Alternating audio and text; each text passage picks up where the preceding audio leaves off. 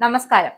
സമുദ്രത്തിന്റെ നടുവിലൂടെ ഭീമാകാരമായി സഞ്ചരിക്കുന്ന ഒരു വിമാനവാഹിനി കപ്പൽ പുറത്തേക്ക് നോക്കുമ്പോൾ അജേയമായ സൈനിക ശക്തിയുടെ പ്രതീകമായി തോന്നാം. എന്നാൽ അതിന്റെ ഉള്ളിൽ നടക്കുന്ന യാഥാർത്ഥ്യങ്ങൾ പലപ്പോഴും പ്രതിച്ഛായയെ തകർത്തെറിയുന്നതാണ്. അമേരിക്കയുടെ ആഗോള സൈനിക ആധിപത്യത്തിന്റെ മുഖച്ഛായയായി അവതരിപ്പിക്കപ്പെട്ടതാണ് USS Gerald R Ford. Persian ഗൾഫിലേക്ക് എത്തിയ ശക്തികളുടെ പ്രകടനം മാത്രമല്ലായിരുന്നു അത്. ഭീഷണിയും രാഷ്ട്രീയ സമ്മർദ്ദവും ഒരുമിച്ചുള്ള സന്ദേശം കൂടിയായിരുന്നു. പക്ഷേ ആ സന്ദേശം ലോകത്തെ ഭയപ്പെടുത്തുന്നതിന് മുമ്പ് തന്നെ അതിന്റെ വിശ്വാസ്യതയും ചോദ്യം ചെയ്യപ്പെടുന്ന സംഭവങ്ങളാണ് ഇപ്പോൾ നടന്നു വരുന്നത്.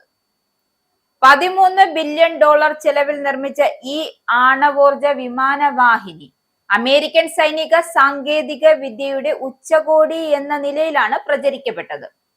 ഭാവി യുദ്ധങ്ങളുടെ മാതൃകയിലായിരുന്നു ഇതിന്റെ അവതരണം. എന്നാൽ മാസങ്ങളോളം തുടർച്ചയായി കടലിൽ വിന്യസിച്ചതിനു ശേഷം പുറത്തു വരുന്ന സത്യങ്ങളുണ്ട് ചില.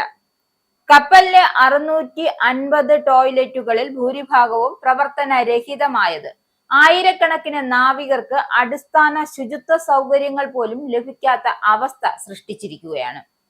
ലോകത്തെ നിയന്ത്രിക്കാമെന്ന അവകാശവാദവുമായി സഞ്ചരിക്കുന്ന ഒരു മഹാശക്തിയുടെ അഭിമാന കപ്പൽ തന്നെ അടിസ്ഥാന സൗകര്യ പരിപാലനത്തിന് പോലും പരാജയപ്പെടുകയാണ്. അമേരിക്കൻ സൈനിക സംവിധാനത്തിന്റെ ആഴത്തിലുള്ള പ്രശ്നങ്ങളെ വെളിച്ചെടുത്തു കൊണ്ടുവരികയാണ് ഈ ഒരു വിഷയം. ഈ പ്രശ്നം ഒരു ചെറിയ സാങ്കേതിക തകരാറല്ല, മറിച്ച് അമിത സങ്കീർണതയുടെ ഫലം കൂടിയാണ്. വാക്വം അധിഷ്ഠിത മലിനജല സംവിധാനം ഒരൊറ്റ വാൽവ് തകരുമ്പോൾ മുഴുവൻ സംവിധാനവും നിലച്ചു പോകുന്ന രീതിയിലാണ് രൂപകൽപ്പന ചെയ്തിരിക്കുന്നത്. അത്യാധുനികയുടെ പേരിൽ നിർമ്മിച്ച സംവിധാനങ്ങൾ യാഥാർത്ഥ്യത്തിൽ എത്രത്തോളം ആശ്രയിക്കാനാകുന്നവയാണ് എന്നതിനൊരു ഉദാഹരണം കൂടിയായി ഇത്. ലളിതവും ദീർഘകാല പ്രവർത്തനക്ഷമവുമായ സംവിധാനങ്ങൾ ഒഴിവാക്കി സാങ്കേതിക പ്രശ്നത്തിലേക്ക് മാത്രം ശ്രദ്ധ കേന്ദ്രീകരിച്ചപ്പോൾ യുദ്ധസജ്ജതയുടെ അടിസ്ഥാന ഘടകങ്ങൾ തന്നെ അവഗണിക്കപ്പെട്ടു എന്ന വിമർശനമാണ് പരക്കെ ഉയരുന്നത്. പ്രശ്നം പരിഹരിക്കാൻ കപ്പൽ ഡോക്ക് ചെയ്യേണ്ട സാഹചര്യമുണ്ട് എങ്കിലും സംഘർഷ മേഖലയിൽ അത് സാധ്യമല്ല. അമേരിക്കൻ സൈനിക പദ്ധതികളിലെ തന്ത്രപരമായ പരിമിതികളെയാണ് ഇവ തുറന്നുകാട്ടുന്നത്.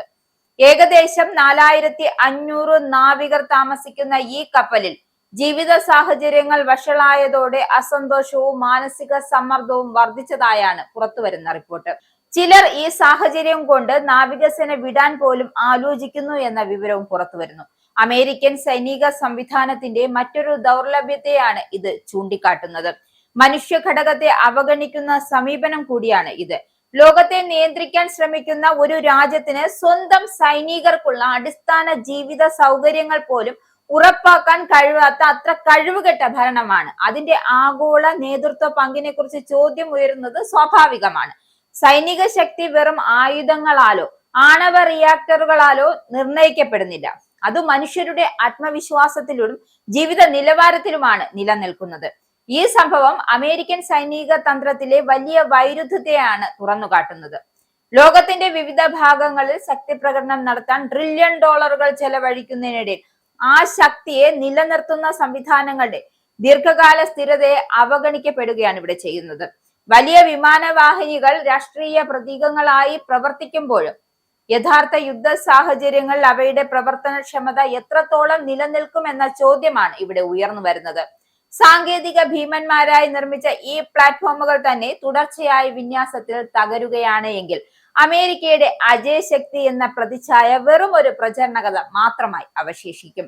ഇറാനുമായുള്ള സംഘർഷത്തിന്റെ പശ്ചാത്തലത്തിൽ ഈ സംഭവം കൂടുതൽ പ്രതീകാത്മകവും പ്രാധാന്യവും നേടുന്നതാണ്. അമേരിക്ക വൻ സൈനിക ശക്തി വിന്യസിച്ച് ഭീഷണി ഉയർത്താൻ ശ്രമിക്കുമ്പോൾ അതിന് സ്വന്തം സംവിധാനങ്ങൾ തന്നെ സ്ഥിരത നഷ്ടപ്പെടുന്ന അവസ്ഥയിലേക്കാണ് കാര്യങ്ങൾ എത്തിച്ചേരുന്നത്. കോടിക്കണക്കിന് ഡോളർ മിസൈലുകൾക്കും വിമാനങ്ങൾക്കും വേണ്ടി ചിലവഴിക്കുമ്പോൾ ഒരു ടോയ്ലറ്റ് ഫ്ലഷ് ചെയ്യാനുള്ള സംവിധാനം പോലും കൃത്യമായി പ്രവർത്തിപ്പിക്കാൻ കഴിയുന്നില്ല.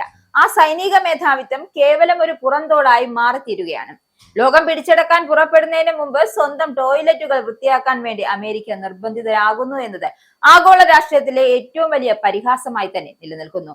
ഒരുപക്ഷെ വരും കാലത്തൊരു വലിയ സൈനിക നീക്കത്തെ തടയാൻ ശത്രുവിന്റെ മിസൈലുകളെക്കാൾ ശേഷി സ്വന്തം കപ്പലിലെ ഈ നാറ്റ കേസ് കാരണമുണ്ടാകുമെന്ന അറ്റകുറ്റപ്പണികൾക്ക് ഉണ്ടാക്കിയേക്കും.